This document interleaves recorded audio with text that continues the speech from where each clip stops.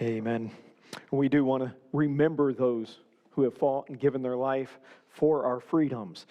This morning, we'll continue on in 1 Corinthians chapter 13, and really it'll tie right in as we think about Remembrance Sunday, but also bring it into our personal lives. Last week, we cut it a little bit shorter, but we looked at 1 Corinthians chapter 13 and verse 7, and really this morning we'll finish up that verse.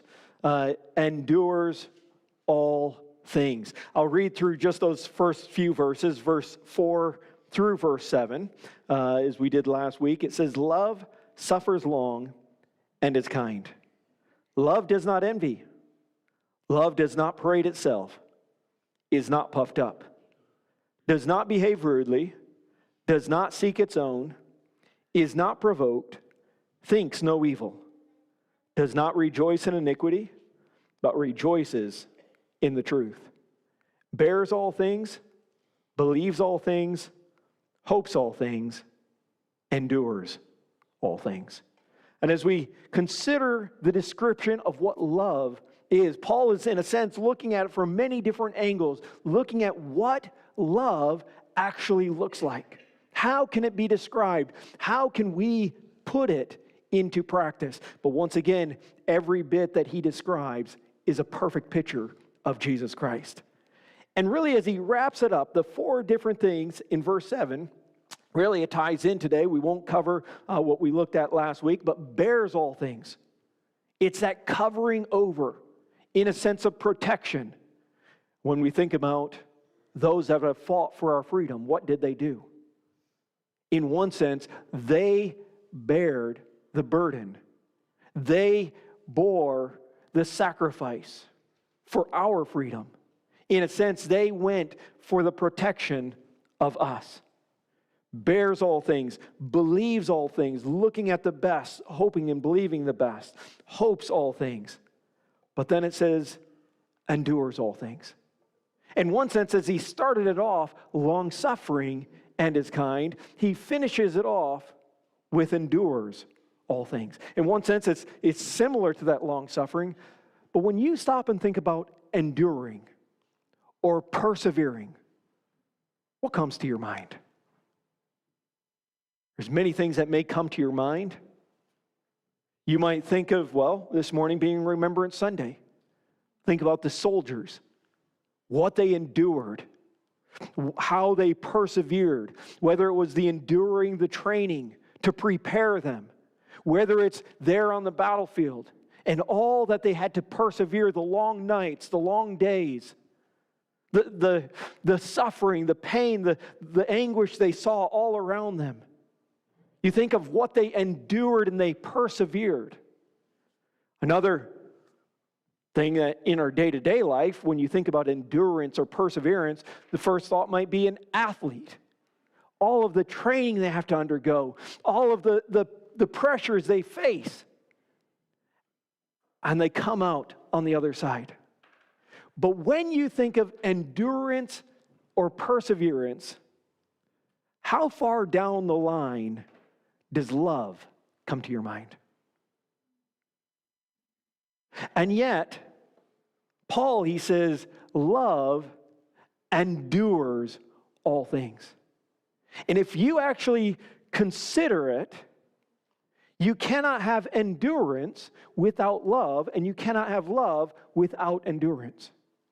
You may not think of those words as interchangeable, but yet they go together.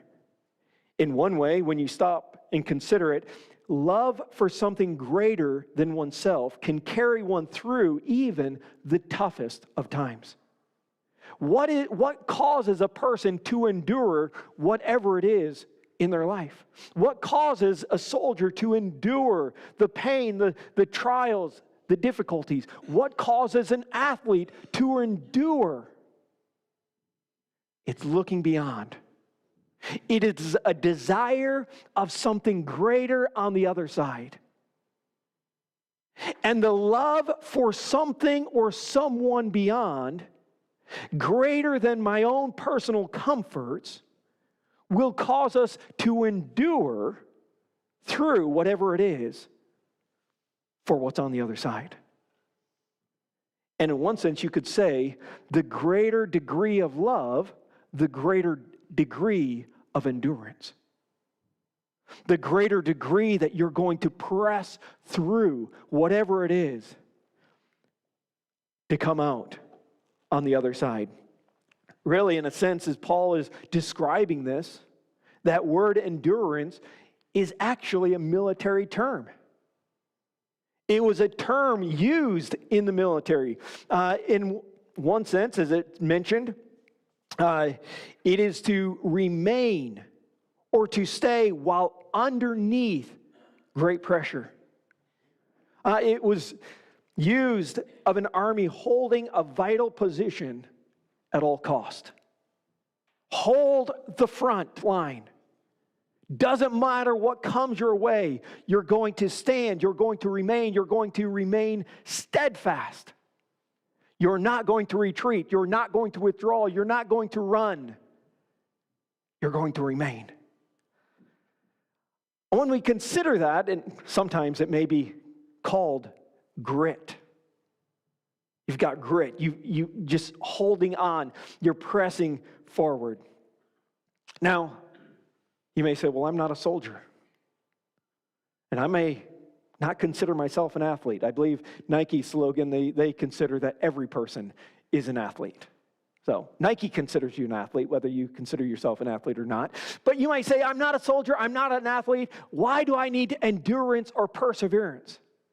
Well, as Paul describes, love endures all things. Every single one of us has degrees of endurance in different situations. Every single one of us, well, there are some things that we may not like, but we do them anyways. Why? Because we see what's on the other side. You may not enjoy work. I hope you do. I hope you have a job that you enjoy doing what you do. But you may not enjoy it. But why do you do it? You endure it for the paycheck at the end. You may struggle in different areas of life, but you endure it because you see what's on the other side. But when we consider about love, there's many things that we may face in our personal life. One of those things, if you are married, is there an endurance that must be had? Now, how many of you have been married for 50 years or more? Okay. How many of you have been married for 40 years or more? Okay. Now, of those years, I've calculated it. 40 years plus is 14,610 days. It's a lot.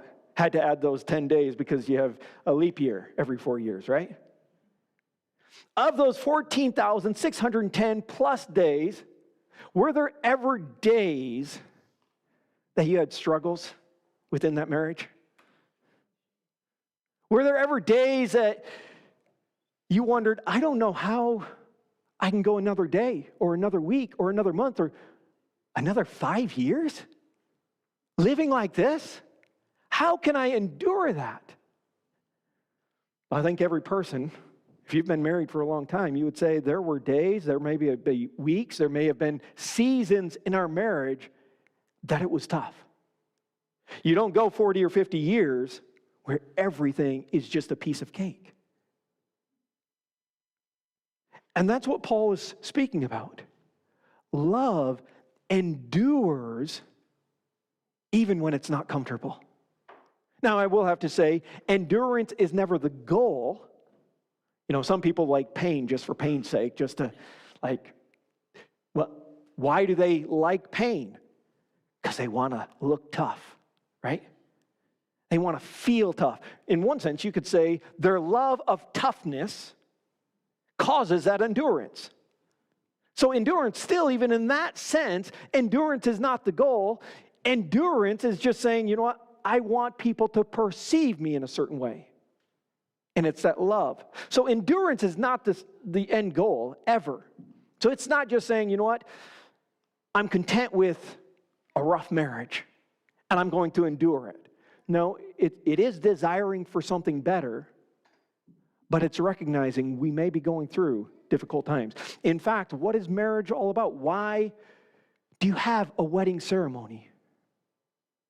Well, what do you include in a wedding ceremony? We often include the vows, right? Why do we say vows to one another? In one sense, it's recognizing today we are madly in love with one another. Today we cannot see ourselves apart from one another. But as we look down the road, there may be things that rise up in our lives that may cause it some tension between us. It may cause where we struggle with one another. And because that will come at some point, we are going to commit ourselves to one another. What are some of the well-known vows that people may give? I, so-and-so, take you to be my wife, to have and to hold from this day forward, for better, for worse, for richer, for poorer, in sickness and in health, to love and to cherish till death do us part. Those are kind of incorporated in many different vows. What is that saying? As we go forward, there may be days that we don't have much money. And one of the biggest stresses in life is not having much money, right? It creates a stress, it creates a tension. And it's saying, even when that happens, we're going to weather the storm together. We're going to look beyond to the other side. We're not going to fight amongst, we're going to weather it together to make it out to something brighter on the other side. Even great wealth can separate through sickness, through health. One has a diagnosis, maybe alters life. Will you persevere? And that's what the vow, it is saying through thick or thin, through whatever it takes, I am going to be there. We are going to stick it out. And really, it is a commitment for endurance. And that's what Paul is saying. Love, it endures all things. Even when things are not comfortable. Even when things are rough. And yes, in those rough times, it may be good to go get counseling. Finding the advice. Find people, other couples who have weathered the storms, who have gone through those trials, and get advice from them. Say, how did it work for you? What did you learn along the way? And I think in one sense in life, we don't do that enough. Times are shifting and times are changing where we live our individual life never looking to others who have gone through certain things and asking them for advice. Throughout Scripture, it mentions about the older women teaching the younger women, the older men teaching the younger men. What is that doing? People who have gone through life experiences, there is so much to learn from them. And if we're honest, probably every single one of us, and if you're married, we could all use counseling, to be honest. Because none of us have a perfect marriage, because marriage is made up of two imperfect people. And it's all looking at how can I learn and grow, but how can we weather this storm together? Other areas of life, when we consider about commitment, we live in a world where culture has shifted on commitment. Commitment has almost gone out the window. Endurance, what is endurance? Well, endurance is another way of being committed to something, even when things are not easy. But we can, culture, you can defriend somebody just by the click of a button, right? It's that easy. You can get out of a marriage without even a reason any longer. Before, you actually had to have a reason, something that says, you know what, this is the reason why it's not working. Now you don't need a reason. It's easier to, well, it's not cheaper to go through a divorce, but it is almost easier to go through a divorce than many cancellations of other commitments. Friendships, commitment at work, commitment in many different areas of life. Why is that? I think in one sense, we stop looking how it affects and impacts others, and we only look at how it impacts me. And that's where love endures the discomfort in my life because I see it's going to benefit others around me. There is a commitment, there is a steadfast, whether it's within the home, considering the other person, considering the children, considering the impact beyond. Whether it's, well, even within the church. When we consider about being steadfast as a follower of Jesus, there are many times that Paul spoke to Timothy about being steadfast. In fact, 1 Corinthians chapter 15, just the next couple chapters over, Paul speaks about Jesus Christ rising again and the importance of his resurrection in our life. And at the very end of 1 Corinthians chapter 15, he speaks to the church. And he says, therefore, because of everything we know about Jesus Christ and his resurrection, because of his resurrection, we know we will rise again. Death will not have dominion over us. And he says, therefore, my beloved brethren, be steadfast, immovable, always abounding in the work of the Lord, knowing that your labor is not in vain in the Lord. What's Paul's encouragement there? Don't give in. Even when times get difficult, even when persecution rises, even when others may mock you, whatever it might be, he says, be steadfast, immovable. In fact, he says, always abounding. It's not just standing in one place. He says, we need to be moving forward. Why is that? Because it's looking beyond. He says, always abounding in the work of the Lord, knowing that your labor is not in vain in the Lord. It is recognizing a love for the Lord. It is recognizing a love that's beyond what we see here and now, the persecution, the trials, the difficulties. There is something greater on the other side. But as we consider that, Hebrews, the writer of Hebrews in Hebrews chapter 12 and verse 1 through 3, he says, therefore we also, since we are surrounded by so great a cloud of witness, let us lay aside every weight and the sin which so easily ensnares us, and let us run with endurance the race that is set before us. That same word, endurance, is the same word that he mentions back in 1 Corinthians about love. It endures all things. Here in Hebrews, he says, let us run with endurance the race that is set before us. How? He says, looking unto Jesus, the author and finisher of our faith, who for the joy that was set before him endured the cross, despising the shame, and is set down at the right hand of the throne of God. For consider him who endured such hostility from sinners against himself, lest you become weary and discouraged in your souls. Whatever trial, whatever we face here in this earth, yes, in Hebrews chapter 11, he speaks about many other men and women who have run the race in this life and finished well. Then he looks back at us and he says, we have a race to run in this life. And he says, let us endure. How do we do that? He says, by looking to Jesus. It's not just looking at everybody who has run before us, but it is looking forward, keeping our eyes on Jesus. What do we see when we see Jesus?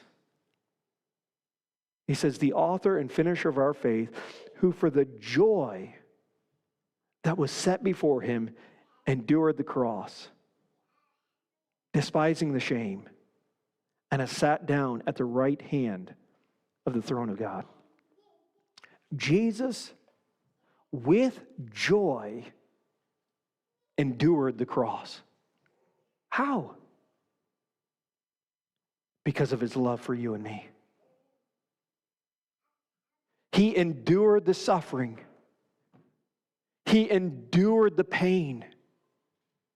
He endured the anguish. He endured even the wrath of God being poured out. He endured the being forsaken by the Father. But yet, on the other hand, he endured it all with joy. How is that? Because of his love for you and me. And he had to go to the cross for our salvation, but he was glad to go to the cross for our salvation. And as the writer continues on, as he reflects about Jesus going to the cross, enduring that, he says, for consider him, keep your eyes on him, who endured such hostility from sinners against himself, lest you become weary and discouraged in your souls. Unless you give up, unless you're ready to throw in the towel, as some people may say, he says, keep your eyes on him. Look at what he has done for you. How he has gone through so much, enduring on the cross, the hostility of sinners, the scoffing, the mockery, all of that. And he says, as we follow him, let us endure as we keep our eyes on him. In our relationships around us, look beyond just the trials and the suffering or the pain or the difficulties or the tensions that we may face today. Look beyond that and see what beauty can come beyond. Yes, in the midst of that, seek help. Look for ways to relieve those tensions, to work through those difficulties, but endure through them. When it comes to within the church, yes, there's going to be times where we don't feel like it, but we endure for something better on the other side. And so really, when it comes down to it, love for something greater than oneself can carry one through even the toughest times. And in one sense, as I mentioned, love does require endurance. And endurance, well, it does require love. They go hand in hand. You will endure anything. You will endure to the degree of your love. And if the love isn't very strong, the endurance won't be very strong. But the stronger the love is, the stronger you desire the outcome, the stronger you will endure, even through the toughest of times.